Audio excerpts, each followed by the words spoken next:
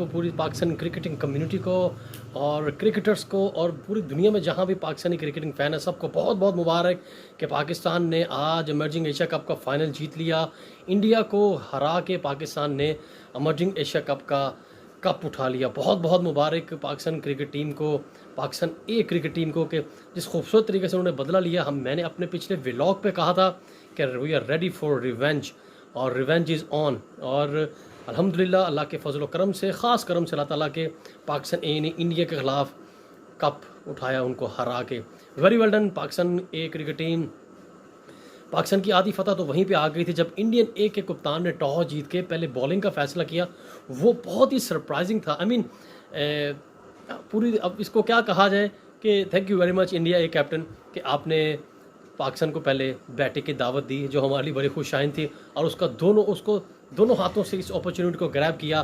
पाकिस्तान के बैटर्स ने, साइम अयूब और साहबजादा फरहान बैटिंग करने के लिए आए और कमाल का आगाज़ जो पूरे टूर्नामेंट में नहीं देखा गया कि टॉप के 4 बैटर जो हैं वो परफॉर्म करेंगे तो एक बड़ा स्कोर कर हमेशा खड़ा किया जाता है। ये क्रिकेट की रीत है जो ऑस्ट्रेलियंस शो करते हैं। और वही हुआ कि पाकिस्तान के टॉप 4 बैटर्स, जिनमें साइम अयूब, साहबजादा फरहान ने कमाल का आगाज़ दिया।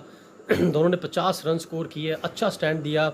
साइम अयूब आउट हो गए पहले, लेकिन साहबजादा फरहान रन आउट हो गए, लेकिन आगाज़ अपना वो अच्छा दे के चले गए। वन डाउन उमैर बिन यूसुफ बहुत अच्छी निक में पाकिस्तान का फ्यूचर है। कमाल की बैटिंग उन्होंने पूरे टूर्नामेंट में की, जल्दी आउट हो गए। लेकिन आपको बताते चलेंगे तैयब ताहिर, जिनका मैंने ख़ास अपने पिछले व्लॉग पे मेंशन किया था कि Tayyab Tahir you have in you can perform properly, you are a true professional. मैं उनको बहुत रेट करता हूँ तैयब ताहिर को। पाकिस्तान खेल चुके हैं, इंटरनेशनल प्लेयर हैं, इंटरनेशनल कलर होल्डर हैं, काफ़ी टाइम से हमारे डोमेस्टिक का हिस्सा हैं।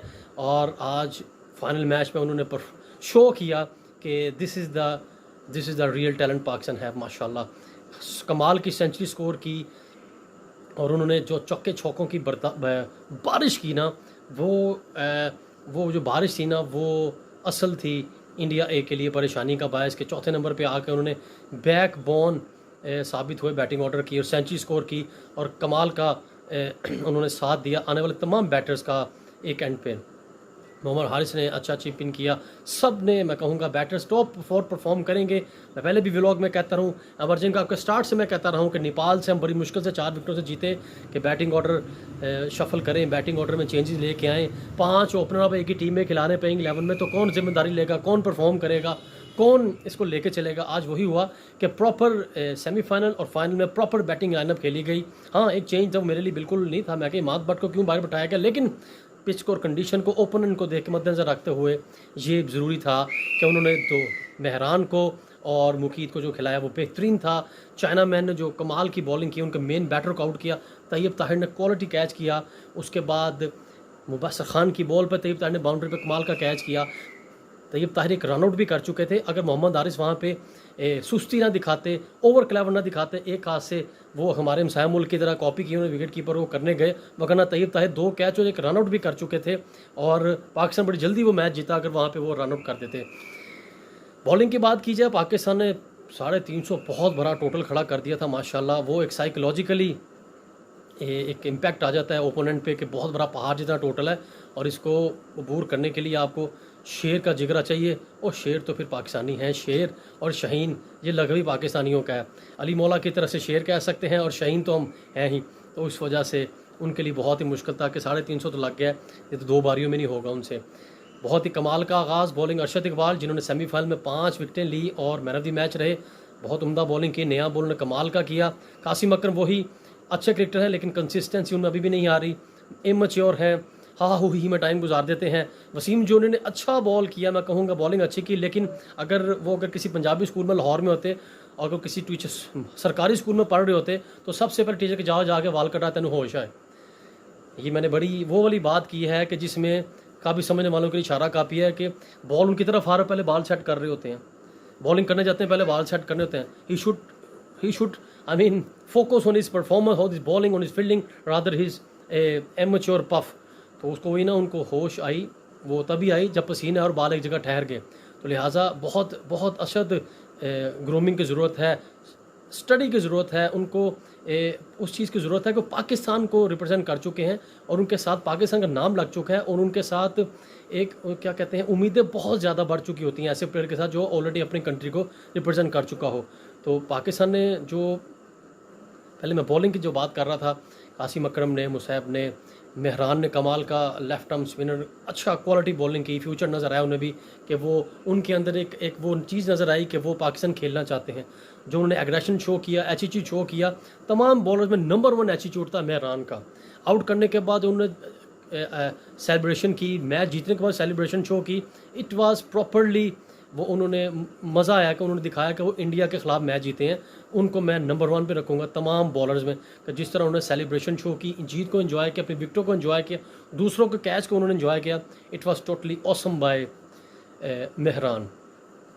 मैच पाकिस्तान जीत गया। कमाल की बॉलिंग, वसीम जूनियर, अरशद खान, अरशद इकबाल खान, कमाल की तमाम बॉलर्स का मैं नाम लूँगा। लेकिन ये मैं आपको बात यहाँ पे ज़रूर कहूँगा कि ये एक होश के नाखून लेने चाहिए यहाँ पे शाहनवाज धनी को कि आप पाकिस्तान को 2 साल से रिप्रेजेंट कर रहे हैं और आपकी प्लेइंग 11 में जगह नहीं बनी सेमीफाइनल फाइनल में।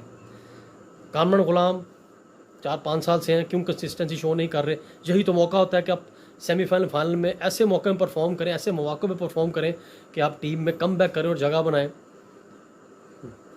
हसीबुल्लाह अंडर 19 में आपने कमाल के जल्बी में कमाल का परफॉर्म कर दिया और आपको विकेट कीपर कप्तान उसके बावजूद आपको खिलाया गया है, out of the way favour दी गई है, ये मैं खुले अल्फाज में कहूँगा। उसके बावजूद जस्ट रिलैक्स बैटिंग, ऐसे खेल रहे हैं जैसे आप किसी पे एहसान कर रहे हैं।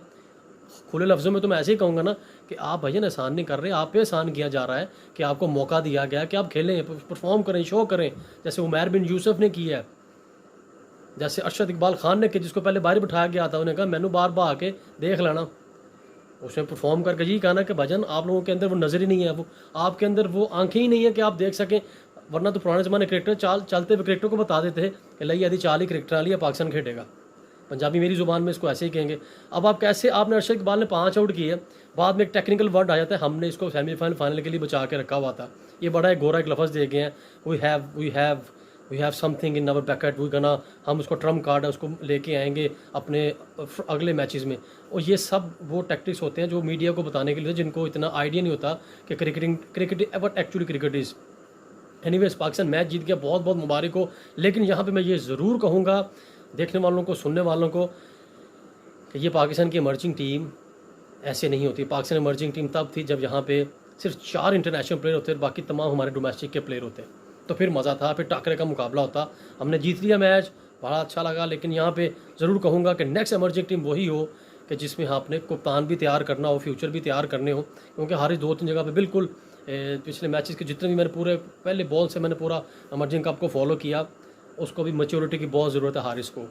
उसको अभी शायद उसको ये lack of education, lack of cricketing education कहूँगा कि कैसे लीड करते हैं, बॉडी लैंग्वेज क्या होनी चाहिए, एटीट्यूड क्या होना चाहिए, बिहेवियर क्या होना चाहिए पाकिस्तानी कप्तान का। स्पेशली जब आप इंडिया के अगेंस्ट खेल रहे हो तो आपके अंदर शेर की लुक आनी चाहिए, शोल्डर आपके चौड़े होने चाहिए, सीना चौड़ा होना चाहिए कि आप जिनके खिलाफ खेल रहे हैं उनको पता लगे कि पाकिस्तानी कप्तान खड़ा है सामने या विकेटों के पीछे खड़ा है। उसकी खांसी से भी पीछे मेरे को देखें कि पाकिस्तानी कप्तान ने खांसी की है, कुछ होने लगा है।